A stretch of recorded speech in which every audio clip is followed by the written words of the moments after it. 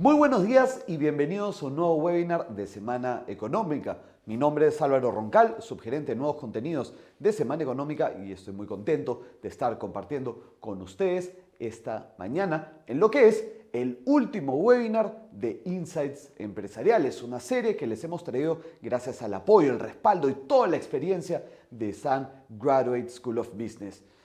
Han sido 7 webinars durante el año y queremos cerrar con broche de oro. Así que hoy día les traemos indicadores sostenibles, cómo medir las políticas con impacto social de las empresas. Vamos a estar explorando en las iniciativas, las estrategias de responsabilidad social empresarial, cuidado del medio ambiente y demás de las empresas líderes del mercado peruano y vamos a ver cómo están midiendo ese impacto que generan en la sociedad y las personas que los rodean.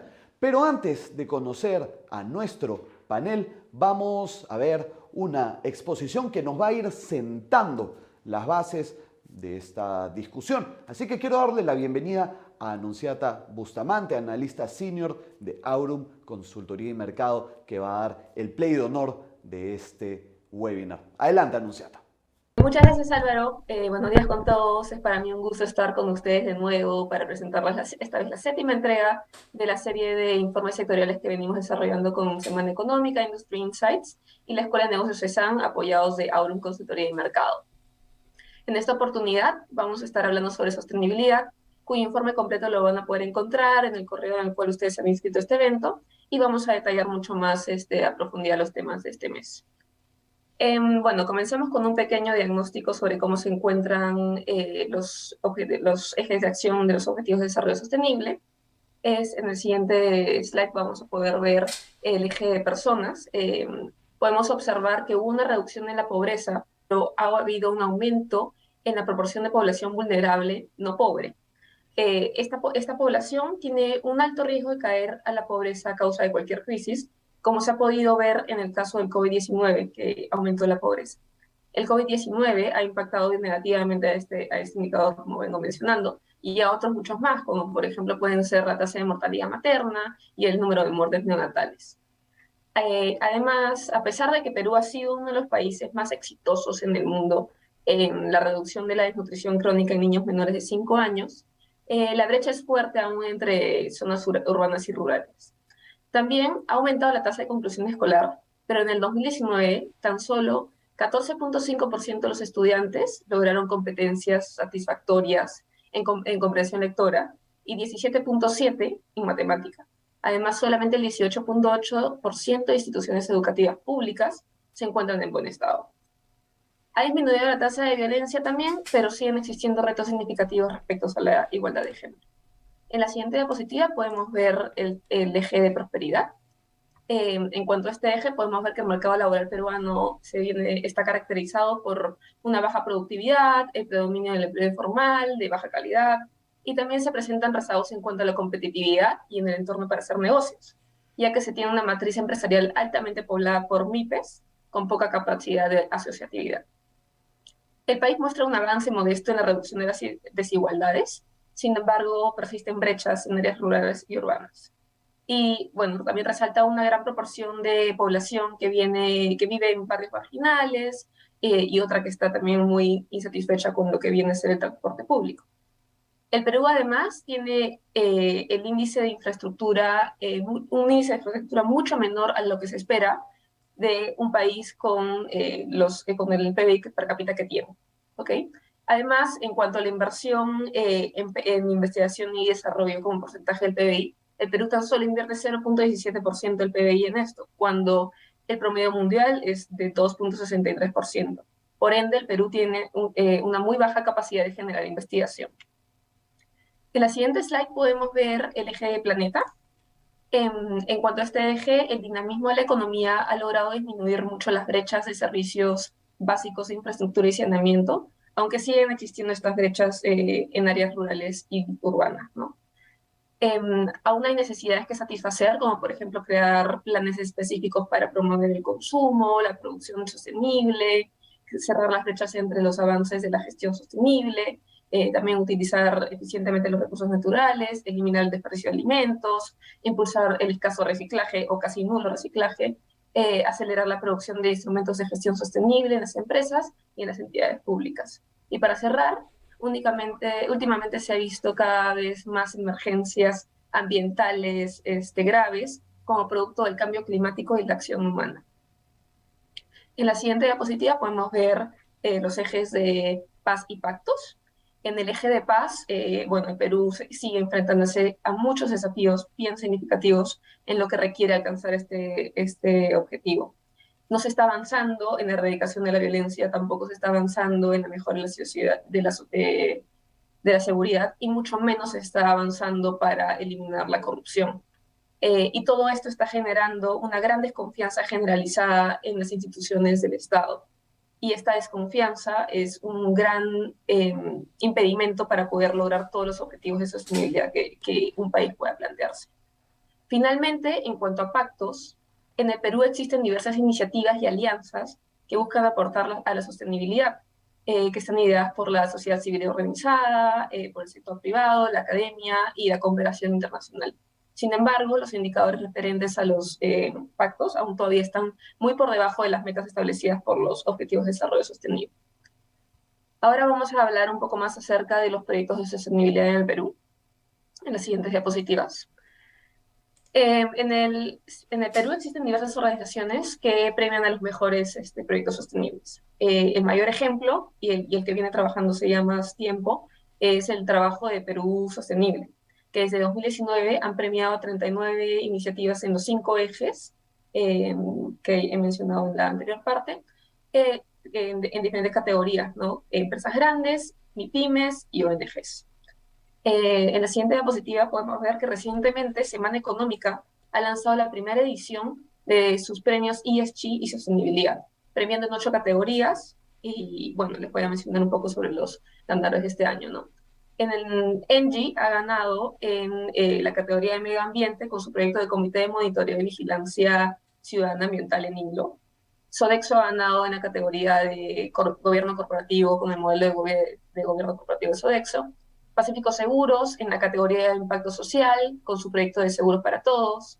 Mi banco en igualdad de género con su proyecto Crédito Mujer. El Banco BBVA en innovación y sostenibilidad con su proyecto de crédito hipotecario verde. Pesquera Diamante en salud y bienestar con su proyecto Tambos Pesqueros Diamante. Cencosud en producción y consumo responsable con su proyecto Economía Circular en el sector de supermercados, que además fue reconocido como el proyecto sostenible 2022 según Semana Económica. Y finalmente se premió Gianfranco Ferrari, CEO de Credit Corp, en la categoría de liderazgo sostenible, por todo el trabajo que viene haciendo desde hace años para establecer la sostenibilidad como un lineamiento principal en todas las empresas en las cuales él está involucrado. Yo les incito, como decía, principalmente a poder revisar el informe completo, donde se va a poder ver un mayor detalle y una breve reseña sobre por qué estas empresas han sido premiadas. Bueno, desde el sector público, en la siguiente diapositiva, se resalta una iniciativa generada por el Banco Interamericano de Desarrollo, el BID, en la cual se aprobó un préstamo para Perú de $600 millones con el fin de mejorar la protección a personas vulnerables mediante políticas sociales en diferentes áreas, las cuales son mercado laboral, servicios públicos, de salud, educación superior técnico-productiva y prevención y atención de la violencia contra la mujer. Y por su parte, el MIDIS asegura que durante todo 2022, 7.4 millones de peruanos van a ser atendidos mediante sus programas sociales, como lo son, por ejemplo, Foncondes, Carihuarma, Rega Machay, Pensión 65, Juntos, Bonos Yanapay, otras ollas comunes y otros proyectos más. En la siguiente diapositiva podemos ver otras dos formas de poder aportar a la sostenibilidad, que son las obras por impuestos y las asociaciones público-privadas. En cuanto al mecanismo de obras por impuestos, se considera como una excelente opción para poder aportar a la participación público-privada. Además, permiten promover el financiamiento de proyectos en materia de infraestructura natural que resulten en la restauración de ecosistemas. Lo único preocupante es que en la cartera de 2022 tan solo el 1.1% de los proyectos de obras por impuestos son a favor del medio ambiente. Y por el lado de las asociaciones público-privadas, han estado haciendo avances para expandir los servicios de transmisión eléctrica, en el de saneamiento y además de ejecutar proyectos de tratamiento de aguas residuales, desaladoras y proyectos de tratamiento y abastecimiento de agua potable. Ahora en las siguientes diapositivas, en la siguiente parte, vamos a poder hablar sobre la medición de la sostenibilidad.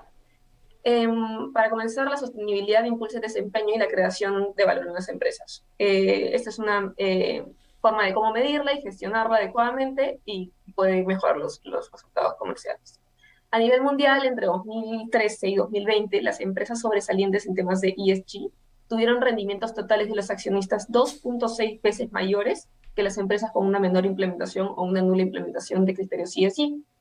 Y uno de los principales problemas en cuanto a los criterios ESG y su implementación es que el 44% de las empresas de todo el mundo consideran que tienen una incapacidad para poder definir y priorizar los problemas de ESG para su divulgación. Y para abordar esto es importante que se repiense la definición de desempeño yendo más allá de informar y divulgar los resultados de la sostenibilidad. Pero consecuentemente a esto también se genera un problema muy grande para las empresas, que es no saber escoger qué KPIs o qué indicadores utilizar al momento de medir la sostenibilidad y los criterios ESG. Le voy adelantando que no existe una fórmula secreta ni una guía universal de KPIs a utilizar para medir exitosamente la sostenibilidad de las empresas.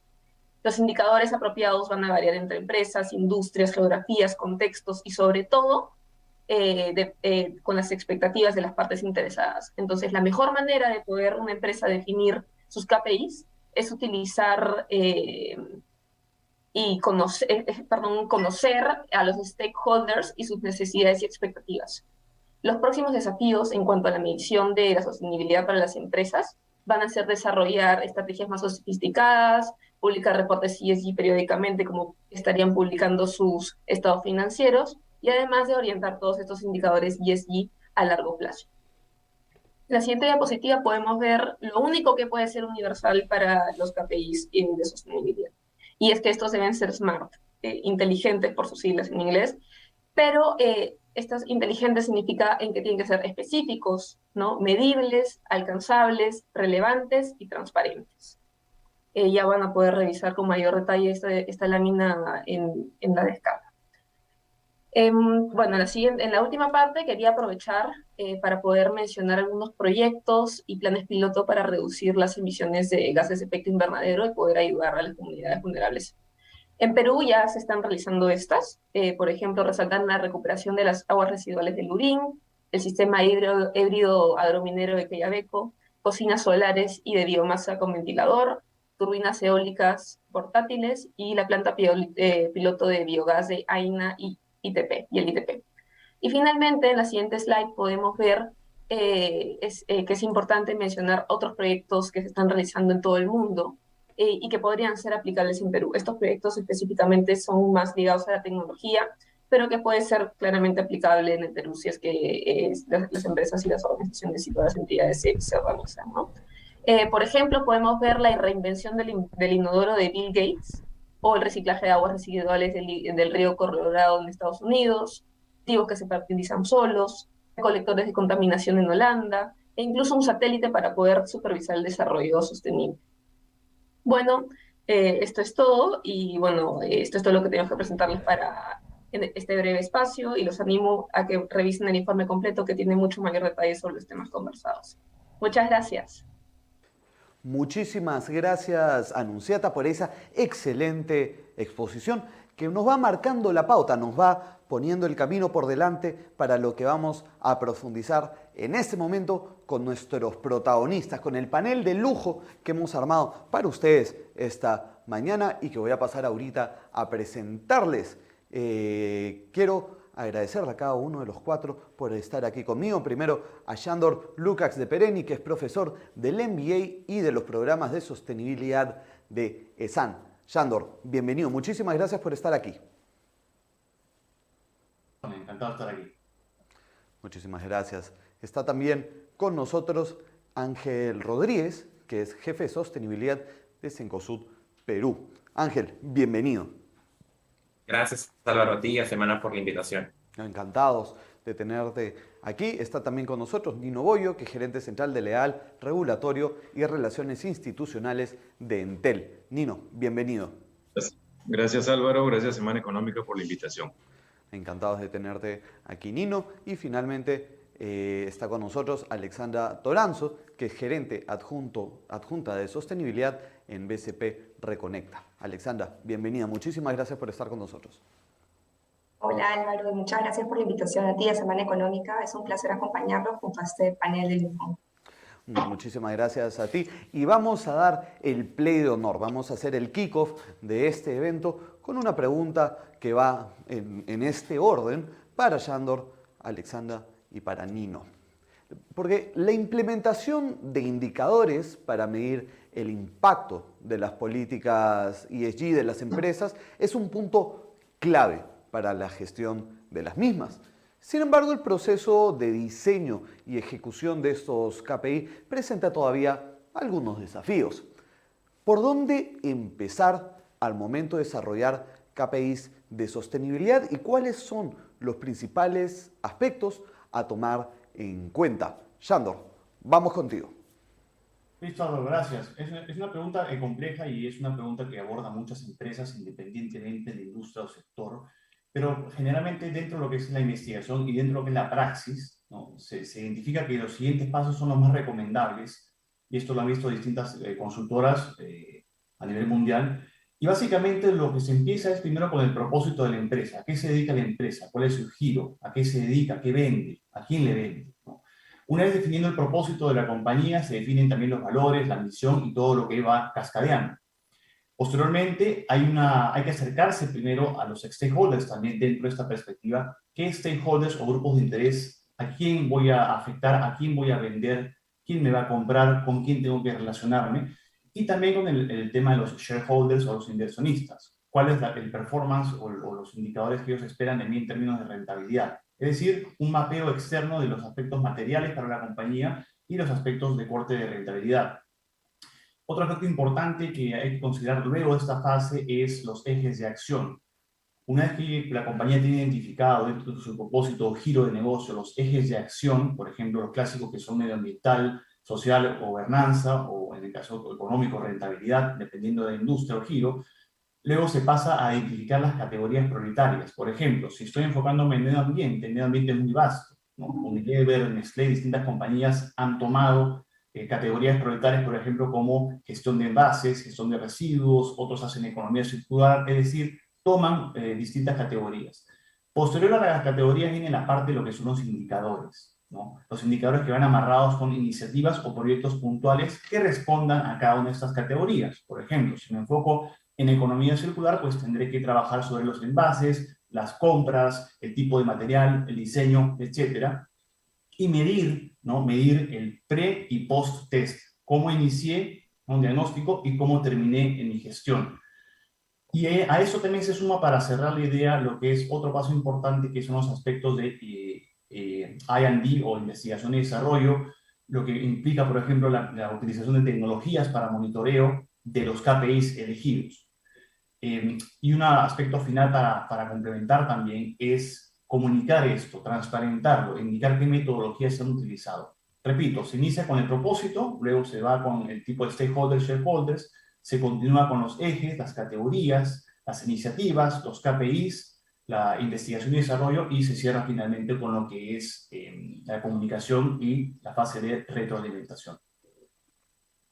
Excelente, Sándor. Muchísimas gracias por ese importantísimo arranque, la introducción, para que podamos seguir profundizando en los temas de este webinar. Vamos contigo. Ahora, misma pregunta, Alexandra. Gracias, Álvaro. La verdad es que yo coincido con Sándor y la descripción que ha hecho se asemeja muchísimo a lo que hicimos en Credit Corp y particularmente en BCP.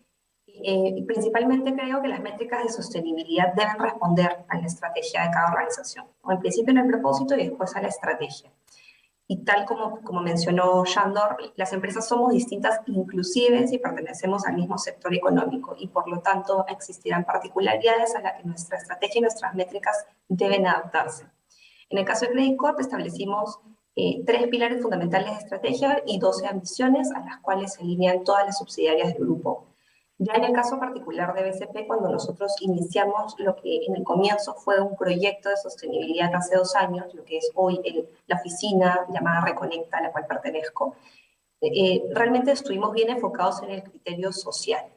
y teníamos frentes bien asociados a este, como son el de inclusión financiera, educación financiera, el impulso a las pymes y finalmente la tangibilización de nuestro propósito en el día a día.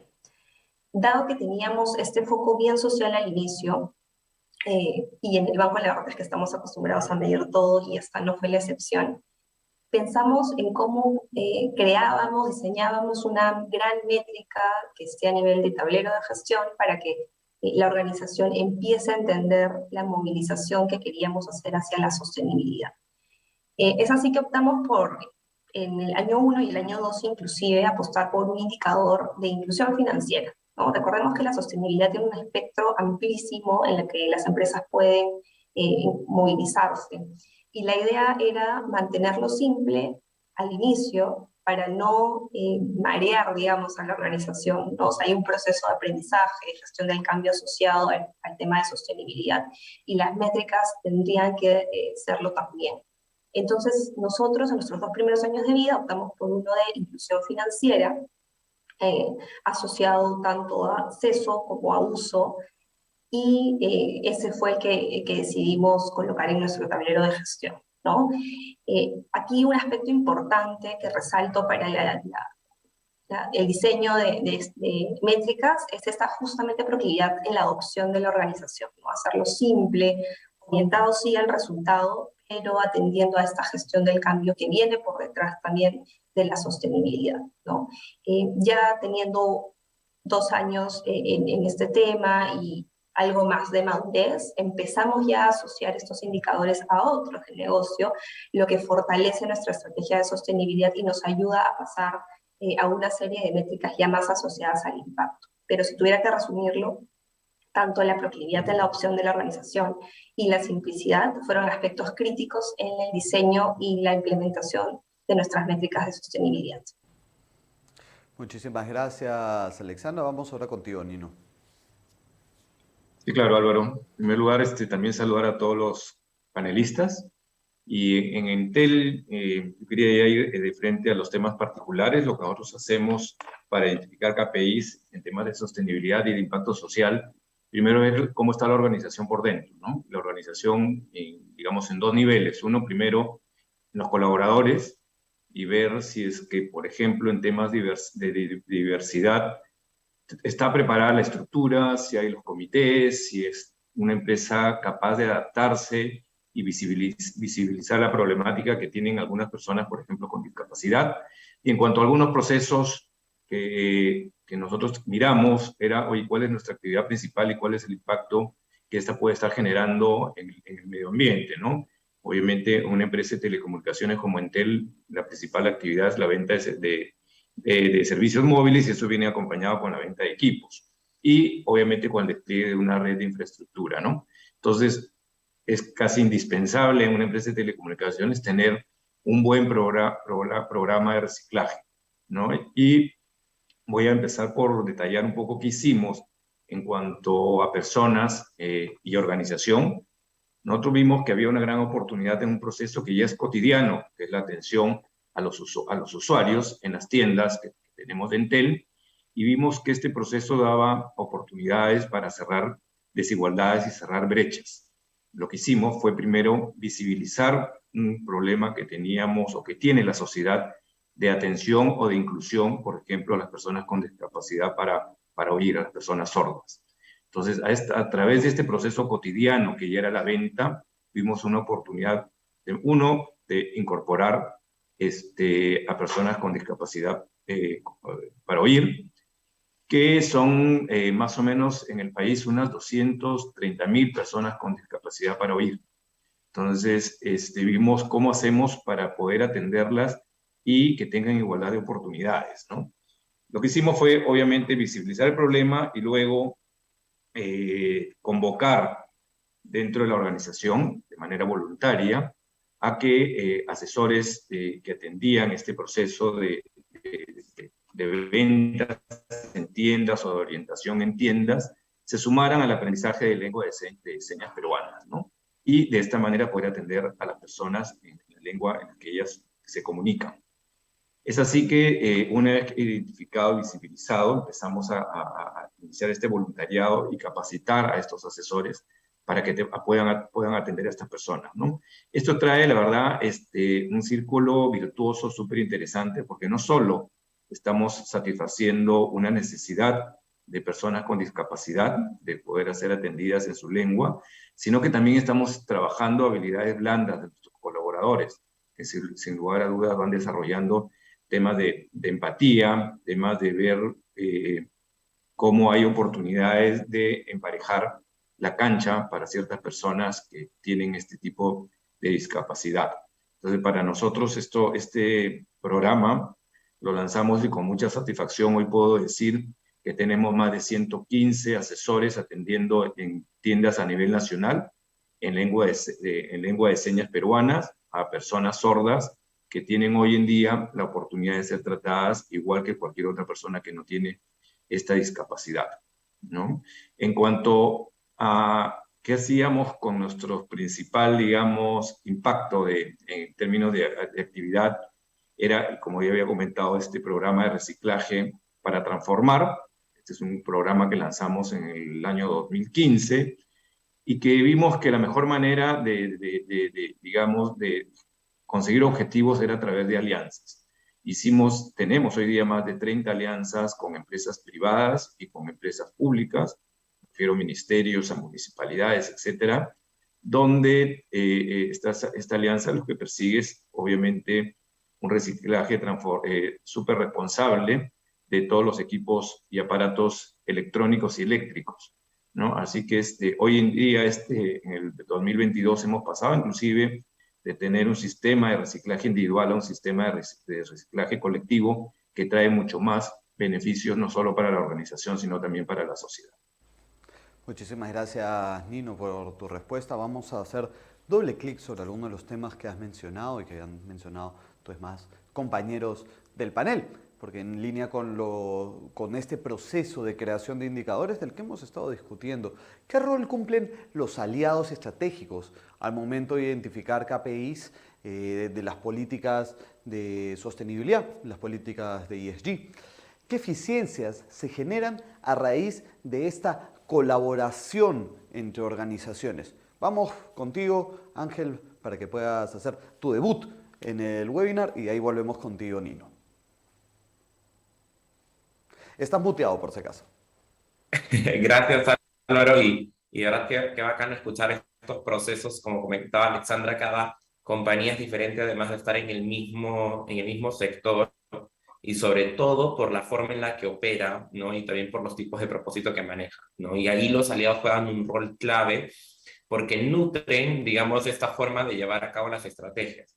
Hay veces en que los indicadores cuestan más operativamente cuando se hacen de manera interna, ¿no? Desde las mismas áreas de negocio, desde las mismas compañías, porque quizás no todavía tienen expertise, porque recién están aprendiendo a medirlo. Entonces ahí es importante cuando tenemos aliados que tienen quizás la misma información o recolectan información de otra manera y nos permiten verla y plasmarla y así acompañar a las áreas que luego van a ser autónomas, ¿no? En la recolección de información.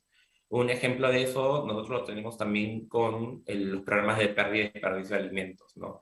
Que si bien se viene trabajando y más del 50% de los indicadores se recoge con las áreas de inventarios, ¿no? O las áreas de operaciones, las alianzas con el Banco de Alimentos y Cáritas Lima nos permiten nutrir esos otros indicadores que pueden ser a veces muy numéricos o pueden quedarse, digamos, en la recopilación técnica, digamos, pero con información más cualitativa o también con información extra, ¿no? Que también puede ser más técnica, pero es una mirada más social o que da el balance en los temas de sostenibilidad, ¿no? Entonces hay indicadores como un área de inventarios lo va a ver desde el porcentaje de reducción de la merma, ¿no? O desde cuánto esto impacta en el negocio a nivel económico, y el área y un Banco de Alimentos o un Cáritas Lima, ¿no? Los aliados nos van a ayudar a medirlo desde el impacto en la comunidad, los indicadores de salud y nutrición con el mismo programa, que es evitar la pérdida y reducción de alimentos y alimentar a más peruanos, ¿no? Entonces ya tenemos un cruce de variables y que nos da un indicador mucho más rico en cómo los impactos que tiene la operación, tiene este impacto sostenido en las comunidades, ¿no? Entonces eso es clave, es bien bacán poder reconocer el rol de los aliados, no solamente como articuladores, no solamente como quizás a veces hasta los operadores de los programas, pero sino también como una fuente importante para la construcción de indicadores que luego, ¿no?, la misma compañía los empieza a incorporar y también lo empieza a ver de esa manera. Muchísimas gracias, Ángel, por tu respuesta. Vamos ahora contigo, Nino. Cuéntanos qué rol cumplen los aliados estratégicos al momento de identificar los KPI de las políticas ESG y qué eficiencias se generan a raíz de dicha colaboración entre organizaciones. No, yo creo que los colaboradores resultan vitales, ¿no? Ya había mencionado en el tema de nuestro programa de reciclaje para transformar, hacemos muchas alianzas con sector público, con sector privado, pero hoy día en este capítulo de la conversación yo quiero referirme a otras oportunidades que tenemos en términos de alianzas y que están obviamente vinculadas a cumplir con nuestro propósito, que es cerrar la brecha la brecha digital, la brecha de comunicaciones que existe en el país, ¿no? Nosotros en el Perú, lamentablemente, tenemos a más de 3 millones de personas no conectadas, ¿no? Y eso implica desigualdad de oportunidades, sin lugar a dudas, ¿no? Entonces, una manera de poner el piso parejo es invertir. Si bien el Estado no tiene los recursos suficientes y nunca ha sido además eficiente en cerrar brechas en lugares rurales con las dificultades geográficas que tiene nuestro país, generalmente estos recursos han salido siempre del sector privado. Pero llegar a zonas tan lejanas y complejas requiere muchos recursos. Entonces ahí lo que nosotros hemos impulsado como Entel es primero revisar el marco legal y el marco regulatorio que nos permita justamente ver las maneras más eficientes para poder cerrar la brecha de conectividad. Y un ejemplo claro es el tema de compartición de infraestructura. Hace 10 años o 15 años hablar de compartición de infraestructura en la industria era un tema vetado. Hoy día no se hace necesariamente por un tema financiero de compartición de infraestructura. Se hace porque es una manera de llegar de manera más eficiente, rápida, a cerrar esta brecha. Y otro desafío que implicaba la regulación era, por ejemplo, nosotros tenemos en industria el pago de un impuesto sectorial que se llama canon, y este canon iba al Ministerio de Transportes y Comunicaciones y servía para muchas cosas menos para cerrar brecha. Lo que hicimos y lo que impulsamos fue el 40% de este canon, en vez de pagarlo directamente al ministerio, que se nos permita a los operadores desplegar de manera directa con esos recursos infraestructura en zonas rurales donde no hay ningún tipo de señal, ¿no? Esto Entel lo ha hecho, pero de nuevo, en alianza con IPT. IPT es un operador de infraestructura móvil rural que funciona en el país, que es un poco el core de su negocio, llegar a estas zonas.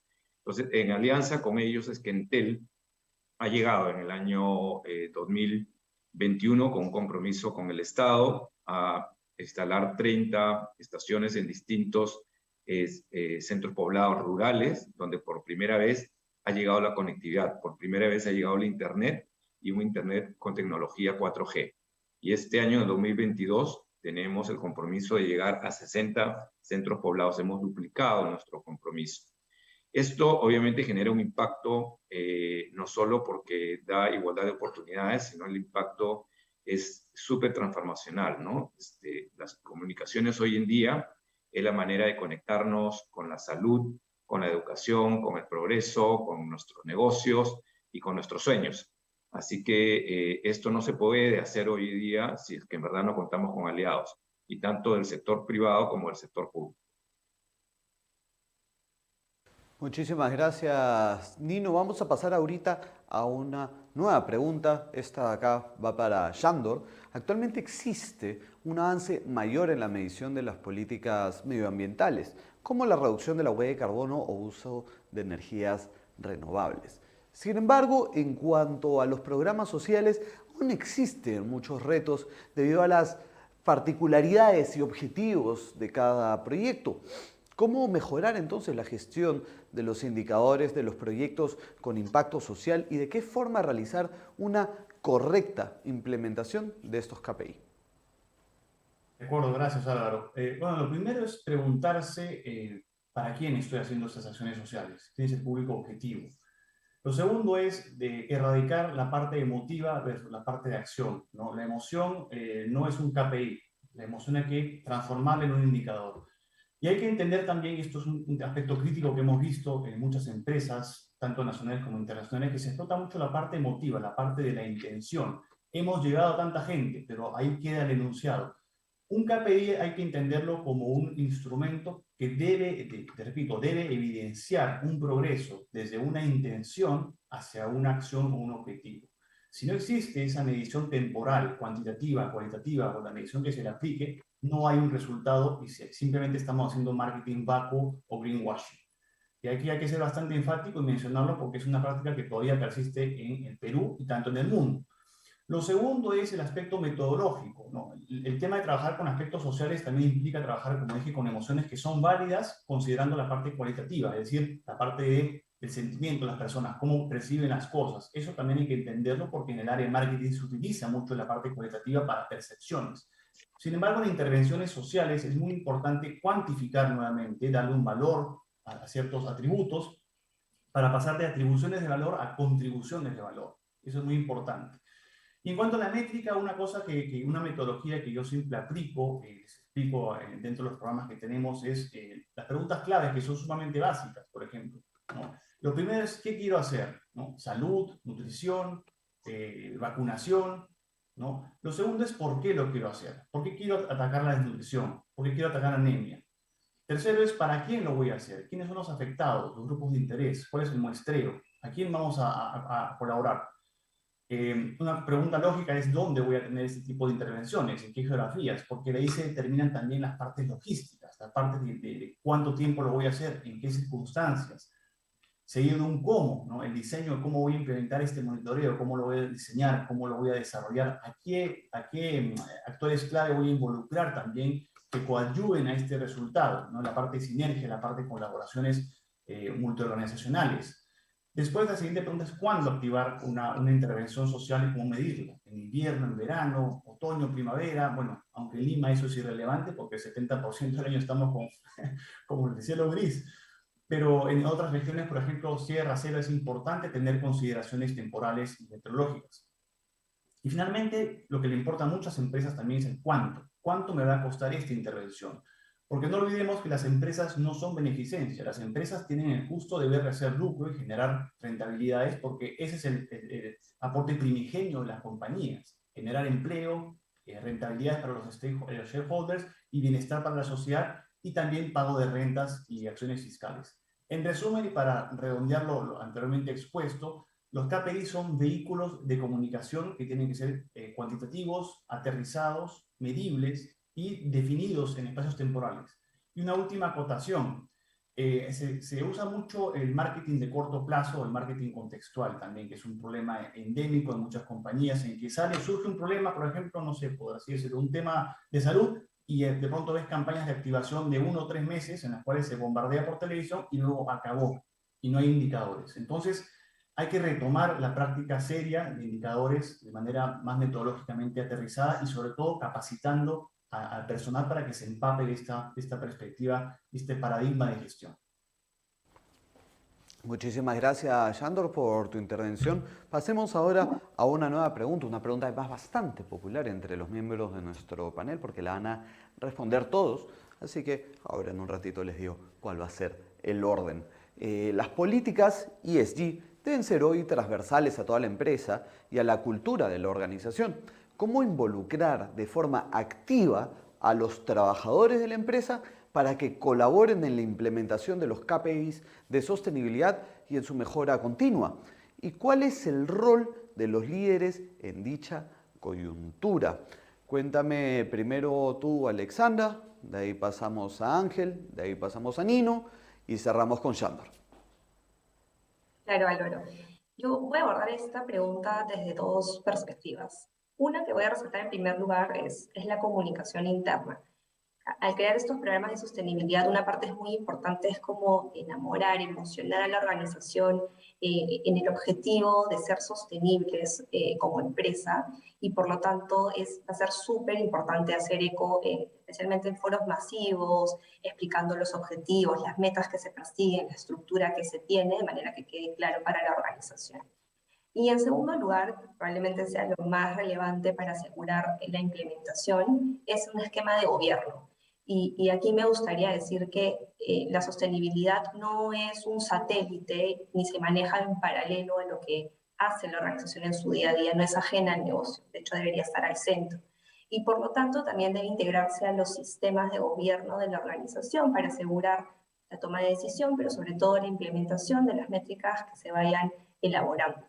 Es así que para asegurarla deberíamos tener estos espacios periódicos, especialmente con los equipos claves para la implementación, atendiendo además la necesidad de que haya una responsabilidad, un compromiso generado y sobre todo una revisión de cuentas, ¿no? Nosotros, por ejemplo, lo hacemos en nuestras revisiones trimestrales o los famosos QBRs, donde mostramos nuestros KPIs, nuestros indicadores, pero no solamente como oficina de sostenibilidad, sino que a su vez lo hacen los equipos involucrados en la ejecución, ¿no? Y es así que, así como en la transformación digital o en otros proyectos estratégicos de las organizaciones, en temas sostenibles también logramos que nuestros indicadores tengan visibilidad y se espere una rendición de cuentas al respecto para asegurar el progreso. Yo diría que ese es el resumen de los dos aspectos más importantes. Y el rol de los líderes en esta coyuntura pues es esencial, ¿no? Tanto en los temas de comunicación, porque van a ser los voceros, como en la parte de gobierno y ejecución, porque van a ser quienes justamente realicen los compromisos, presenten los resultados y finalmente sean quienes, como además gestores de la cultura de la compañía, terminen siendo nuestros embajadores a lo largo del tiempo conforme integren en mayor medida la sostenibilidad en sus propias áreas, en sus propios negocios. Muchísimas gracias, Alexandra. Vamos a seguir contigo, Ángel. Me sumo a lo que comentaba Alexandra de los temas de comunicación interna, pero y toda la estructura de gobierno que deben tener las compañías, ¿no? Pero eso también responde a los temas de cultura, ¿no? Y a veces ocurre, ¿no? Que seguimos el ABC de la comunicación interna o de cómo tenemos que seguir una estructura de cultura, pero sabemos que la sostenibilidad siempre está caminando, siempre está avanzando y los equipos también siempre están al pendiente de sus acciones del día a día. Entonces creo que algo que es importante es el acompañamiento. El acompañamiento en los primeros años, en los primeros momentos para entender cómo la sostenibilidad se incorpora en ese área en específico y cómo es parte de ese sistema que es la compañía o la industria en la que nos movemos. Y aquí, ¿a qué me refiero? ¿No? Algo que hablábamos hace un rato con Shandor, hablábamos de las intervenciones sociales, y eso es algo que se ha posicionado mucho, al menos en el Perú, en cómo hacer sostenibilidad. Entonces, si tú hablas de una intervención social en un área de logística, compras, el transporte, es decir, ¿yo qué tengo que ver con eso? Entonces, vamos a cambiar de ver ese panorama y es ver, oye, cómo un área de compras, un área de transportes, incluye la sostenibilidad en su modelo de su área y sus responsabilidades y cómo tiene metas. En nuestro caso, y por el modelo de negocio que estamos utilizamos el modelo de economía circular para poder identificar cuáles son esas primeras ganancias, cuáles son esos cambios de roles, de decisiones o de miradas que van a tener estas áreas para tener resultados y para poder sentir que también son partes de lo que hablamos la sostenibilidad en el negocio. Entonces, un área de transportes hoy está enfocado en la logística, ¿no? En el uso, por ejemplo, de las pallets con Che, que es un programa que tenemos de retornabilidad de pallets, ¿no? Entonces ellos tienen un mayor control, la reparación de estos, el seguimiento de proveedores y al final, si bien eso es un tema de ellos en su día a día como gestión de negocios que ya lo venían haciendo de la manera regular con pallets, hoy con la retornabilidad y con la circularidad de estos, tienen también indicadores ambientales y tienen también un mayor cuidado porque al final se les mide con este indicador de sostenibilidad. Si hablamos de un área de compras, quienes compran nuestros empaques, por ejemplo, los que encuentras en los perecibles, con el pollo, el pescado en un supermercado, antes ellos compraban, sí, pensemos en el precio, cuando empezamos a entender los modelos de economía circular, entender el contexto en el que también se desarrollaba el país, ¿no? Con normativas y temas regulatorios, ellos empezaron también a aprender cómo hacer compras más responsables. Empezaron a aprender qué es un plástico RPET, que tiene resina de plástico reciclada, qué es algo compostable y que se pueda compostar en el país, ¿no? Entender los ciclos, los life cycle assessment, análisis de ciclo de vida de los productos, que un área de compras por lo general son términos nuevos, pero cómo vamos creando esas capacidades a través del acompañamiento. Entonces, y así ellos ya tienen un rol de, y compartimos los indicadores de, oye, estamos impactando tanto en nuestra huella de carbono, estamos impactando tanto en los recicladores o dinamizando este modelo de economía circular, y hoy un comprador se siente parte de. Entonces, ellos también ya tienen estos indicadores. Y así, con cada área, incluyendo hasta las áreas más duras como los comerciales, ¿no? Que ponen a disposición, en el caso del supermercado, productos, ¿no? De consumo masivo, y hoy le piden a sus proveedores y piden a sus cadenas esta vigilancia de esta compra está siendo responsable, cada vez estamos teniendo un portafolio con mayores indicadores o porcentajes de alimentos saludables, o un portafolio que te permita tener un estilo de vida más amigable con el medio ambiente. Entonces, te das cuenta que cuando empezamos a ver la sostenibilidad con este modelo total, sistémico del negocio, toca acompañar, ¿no? Y es nuestro rol de los líderes, ahí quiero entrar al bloque de los líderes, de acompañar esos procesos, ¿no? Como un área comercial que antes compraba, ¿no? Pensando en el precio, en cómo va a estar mi abastecimiento, en cuánto va a durar mi promoción, hoy tiene que pensar también en cómo están mis agricultores con mayor incidencia y con mayor énfasis, ¿no? Y pidiendo el certificado año a año, y ya tiene otro rol que te ayuda a movilizar la sostenibilidad en esa área. Entonces, más allá de los temas de clima, cultura, el acompañamiento va a ser clave porque va a tocar educar cada una de estas áreas en sus procesos y también incluir metas que luego van a servir parte del gobierno, ¿no? Y el rol de los líderes, como decía Alexandra, es clave, porque ellos van a hacer que esta forma de pensar siempre esté, que ellos van a hacer visibles los esfuerzos de todas estas múltiples áreas, y van a ser ese motor que nos van a permitir siguiendo y oxigenar a los equipos para que piensen de manera disruptiva, para que innoven, porque la sostenibilidad, de ahí Shandor nos puede hablar más, hay mucha innovación, sobre todo porque es un proceso que se sigue replanteando constantemente. Muchísimas gracias. Muchísimas gracias a ti, Ángel, y bueno, por invocación, vamos a pasar contigo, Shandor. Gracias. Bueno, yo voy a hacer una especie de sumatoria de lo que ha conversado Ángel y Alexandra. Yo creo que lo importante dentro del rol de los líderes es el aspecto de gobernanza, el aspecto de la adhesión de los líderes. Yo quisiera empezar por la parte jerárquica, que es sumamente importante, porque la sostenibilidad implica mecanismos de decisión, de poder, de jerarquía. En tal sentido, entonces, hay que empezar primero por el CEO, el director o la cabeza de la organización, para que se compre la idea de la sostenibilidad y entienda los gananciales y entienda que la forma de hacer negocios obsoletas o antiguas, no porque sean viejas, son malas, sino porque no son adaptadas. Lo que no evoluciona, pues caduca, y lo que caduca no es competitivo. Primer punto. Segundo punto es entender que estamos trabajando con personas, donde sí las emociones importan, donde sí el propósito de la compañía importa, donde sí empapar a los colaboradores importa mucho, porque se está trasladando una responsabilidad corporativa a una responsabilidad individual desde un punto de vista de gestión de cada persona en sus capacidades y en su rol. Otro aspecto importante, como dije, es luego el buy-in que se hace con la compra interna, por así decirlo, una palabra. Los ingleses tienen esta capacidad de hacer palabras muy chiquitas, entretenidas, que no tienen traducción en español literalmente, pero el buy-in, la compra, la venta interna de las ideas, de cómo va a beneficiar esto a la compañía, de por qué se hace, de por qué lo hacemos, cuál es el propósito, la ganar legitimidad y competitividad. Y también es importante porque de ahí se dispensan los recursos para capacitaciones, ¿no? Quizás se trae una consultora, quizás se trae un externo, un coach, y se va nutriendo la organización de culturas distintas y de conocimiento distinto, de data distinta. En ese marco, lo que hace el personal y el líder es encaminar a la compañía a construir una estrategia de sostenibilidad, un negocio mucho más perdurable en el tiempo, que genere rentabilidades responsables, pero con acciones concretas y medibles. Es ahí la técnica o la visión que se espera de las compañías. Si ustedes verifican, por ejemplo, compañías como Pepsi o Coca-Cola, que son cuestionadas por varios frentes, están intentando, ¿no?, trabajar otros aspectos, otras aristas, para poder encaminarse hacia una visión más sostenible. Y eso implica movilizar internamente a los colaboradores. Ahora, el rol esencial de los líderes es, primero, a mi juicio, y en experiencia humilde, es, primero, tienen que aprender, tienen que leer, estudiar, entender, prepararse. No basta con empaparse con algo, ver un video de YouTube, agarrar un artículo de Harvard o McKinsey y ya pues ya soy un crack. No, de eso no se trata. Se trata de realmente comprarse el pleito, entender las cosas a profundidad y entenderlas, porque estás trabajando con personas y con resultados que afectan a otras personas. Hay un rol de responsabilidad social corporativo también inherente a la gestión de cada empresa. Otro aspecto importante es conversar, comunicar, activar, ¿no? Contratarse con gente, generar equipos multifuncionales, comités que tengan roles definidos, ¿no? Esa es la parte de la gobernanza, la parte de la activación al interno.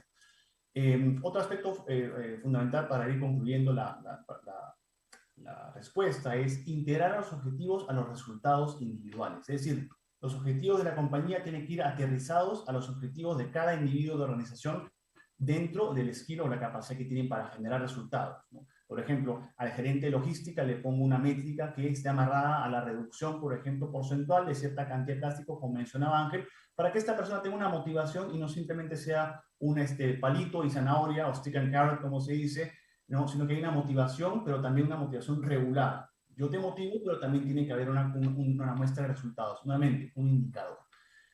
Recordemos que de esta manera es como las compañías generan una cultura de gestión sostenible, y esta cultura de gestión sostenible es lo que las diferencia de otras y le da competitividad, porque es el know-how, ¿no? La cultura corporativa no solamente es una forma de vivir la empresa o de hacer negocio, es también una forma de cultura de gestión y también cómo se cultiva, valga la redundancia, el know-how o el saber hacer. Dicho esto, entonces, el rol es fundamental. Y repito, hay que prepararse, aprender y leer, que es sumamente esencial. No hay justificación porque no hay tiempo. Si quieres hacer las cosas bien, infórmate y hazlo como corresponde. Muchas gracias. Muchísimas gracias a ti, Sandor, además por ese enfático mensaje final. Vamos contigo, Nino. Bueno, por ser el último, creo que no tengo mucho que agregar, lo han dicho todos los panelistas y no puedo estar más de acuerdo con lo señalado. Quizás solamente indicar que yo creo que la sostenibilidad y el impacto social que queremos lograr, sí, efectivamente pasa por liderazgo, pasa por un tema de cultura, pasa por un tema de gobierno y de una estructura organizacional que permita no solo establecer cuáles son las políticas, los lineamientos, los códigos, etcétera, sino que permitan visibilizar lo que queremos, cuáles son los objetivos, poner indicadores y desde el rol que cada colaborador tiene en la compañía, tiene una responsabilidad con la sostenibilidad. La sostenibilidad no es un tema de la gerencia de sostenibilidad, de la jefatura de sostenibilidad, es un tema transversal, es un tema de la compañía, que en el caso de Entel está en el propósito. El propósito de Entel es acercar las infinitas posibilidades que te da la tecnología y transformar responsablemente la sociedad. Y de ahí tiene que decantar en la cultura, en lo que comunica la marca, en la responsabilidad de los colaboradores, y es transversal, y es el compromiso que nosotros hemos asumido para hacer los negocios. Y una vez que tú asumes ese compromiso, no hay marcha atrás. Y eso hay que visibilizarlo, acompañarlo, comunicarlo. Y creo que una manera de hacerlo es, por ejemplo, en Entel nosotros asumimos el compromiso de hacer nuestro reporte de sostenibilidad, que es un instrumento público y que no nace de ningún tipo de obligación legal. No estamos obligados a hacerlo. Y en ese documento llamado reporte de sostenibilidad, uno de manera transparente comunica a todos sus stakeholders absolutamente todo como es. O sea, lo que nos va muy bien y lo que no necesariamente nos va tan bien. Puede que un año nos haya ido excelente, el otro no tanto, igual lo tenemos que comunicar. Yo creo que acá es un tema de transparencia que se tiene que imprimir en todos los actos de las organizaciones para que se entienda que esto no solo es un tema de sostenibilidad. Y ahí cada uno va a entender desde su rol cuál es su compromiso, pero no solo eso, sino que una vez que lo tienes escrito, tienes un reporte, tienes un resultado, también va a ser mucho más fácil que entienda cuál es el impacto que genera desde su rol, ¿no? Como decían, desde logística, desde el área financiera, etcétera, desde todas las áreas de la compañía, tenemos la oportunidad de colaborar con un programa de sostenibilidad, ¿no? Ya, todas las empresas, creo que todos los que estamos acá tenemos un rol en las compañías, sabemos que hay comité de ética, que hay comité de diversidad, que hay código de ética, políticas, etcétera, pero que no solamente se tienen que quedar escritas, no es que solamente se tiene que pasar por que se reúne el comité y hay una agenda y qué sé yo, sino que lo importante es pasar a la acción, ¿no? Y yo no me voy a cansar de decir que siempre hay que seguir generando conciencia. Por más aislada que a veces parezca nuestra acción, es una manera importantísima de generar conciencia. Y te lo digo en lo personal, yo vengo de vivir siempre en playas, y cada playa que voy con mis polos yo amo mi playa y con mi kit de bolsitas y guantes, y al primer grupo que encuentro le pido que me ayude a recoger plástico, ¿no? Y mucha gente a veces colabora, otra gente se sorprende, otra dice, ¿y para qué recoges si mañana van a ensuciar de nuevo? Hay de todo, pero yo creo que no nos debemos cansar de seguir generando conciencia. Y otro tema que la verdad que quiero traerlo acá, que es el foro en que he estado toda la semana en Paracas, donde he estado también Semana Económica, y que hablaban mucho del tema de tratar de sumar esfuerzos. Todos los que estamos en esta reunión tenemos lindos programas de sostenibilidad que quizás cuando los compartamos, cuando los sumemos, podamos lograr objetivos más grandes, ¿no? Entonces, siempre la invitación a compartir y no a competir.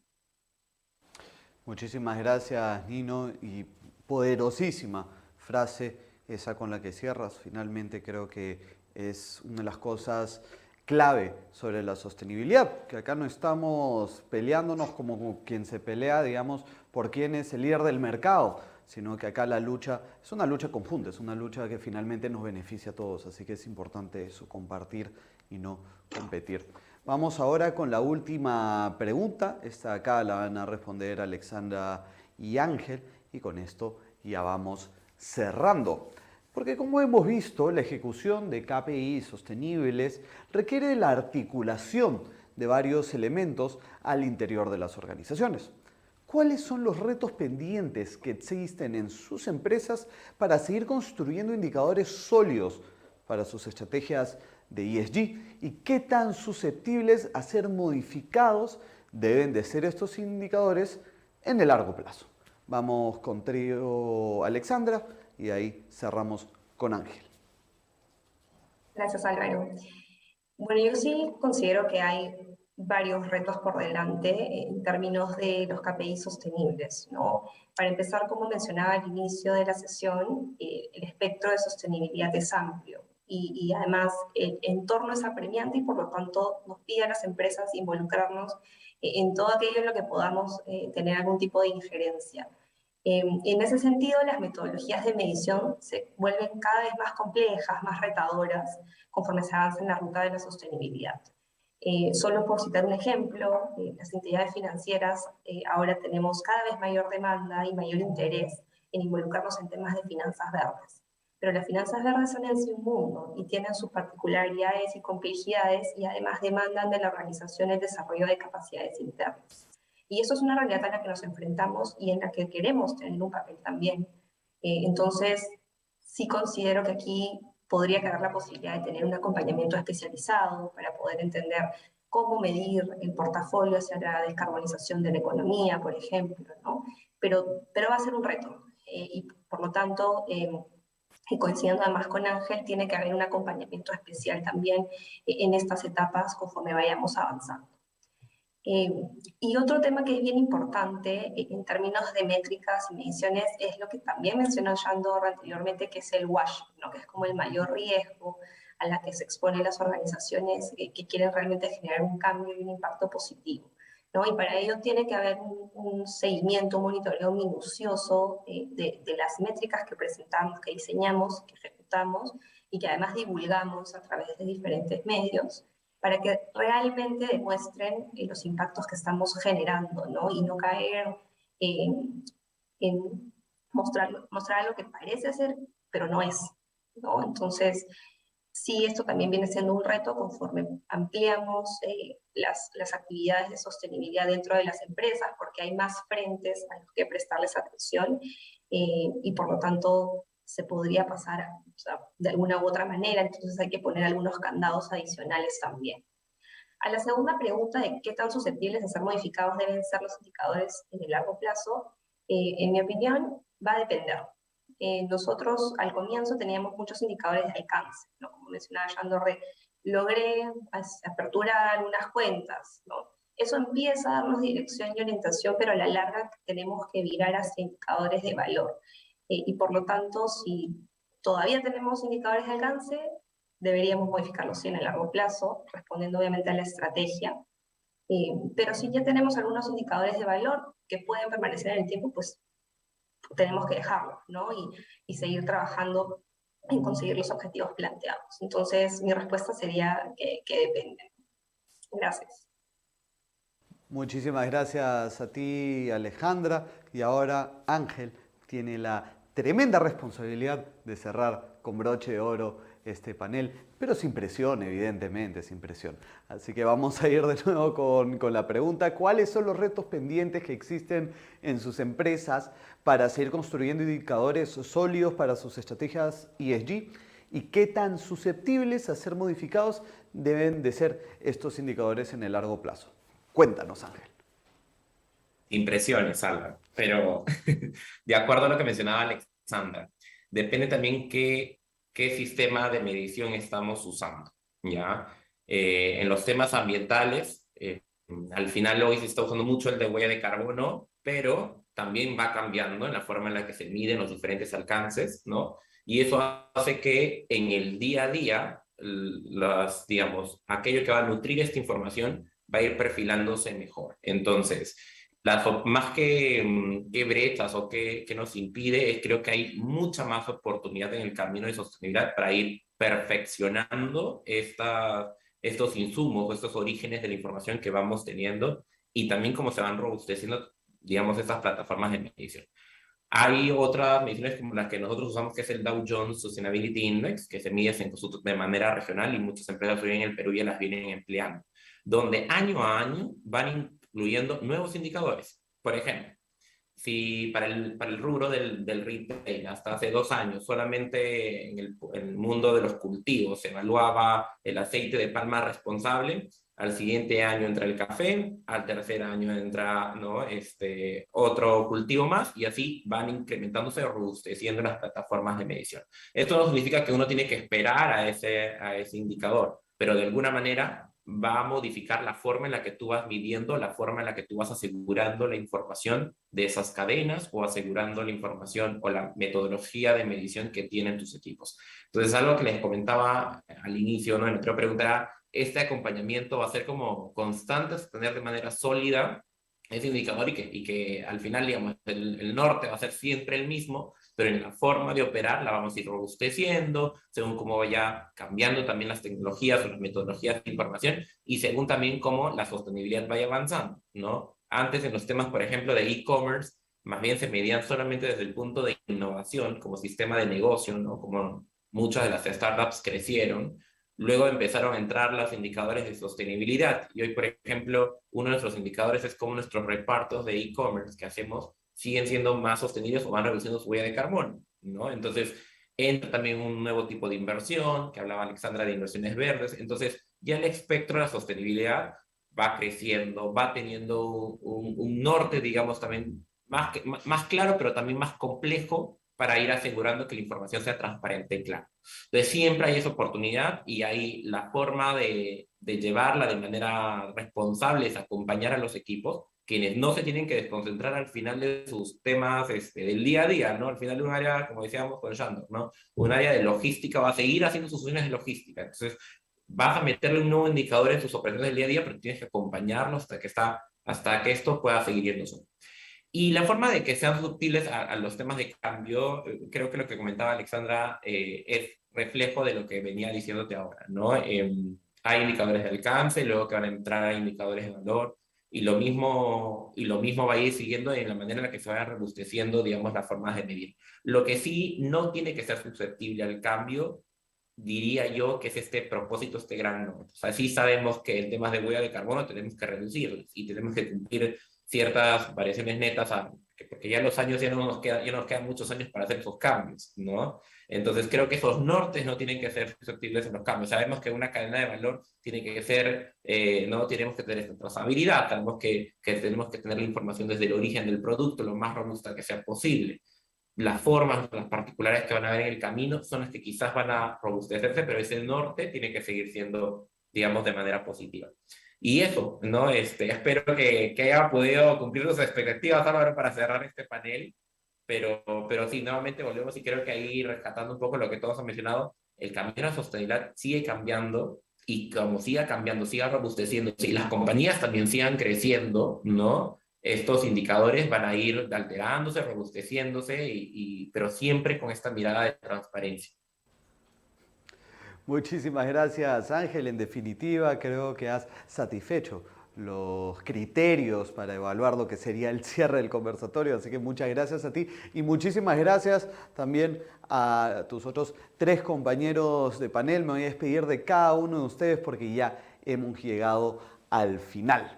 Así que muchísimas gracias a ustedes por habernos acompañado, a Shandor Lukács de Pereni, que es profesor del MBA y de los programas en sostenibilidad de SAN, Ángel Rodríguez, jefe de sostenibilidad de Cencosud Perú, Nino Boyo, gerente central de Legal, Regulatorio y Relaciones Institucionales de Entel, y Alexandra Toranzo, gerente adjunta de sostenibilidad en el BCP Reconecta. A los 4, muchísimas gracias por estar con nosotros esta mañana. Ha sido un gusto compartir con ustedes.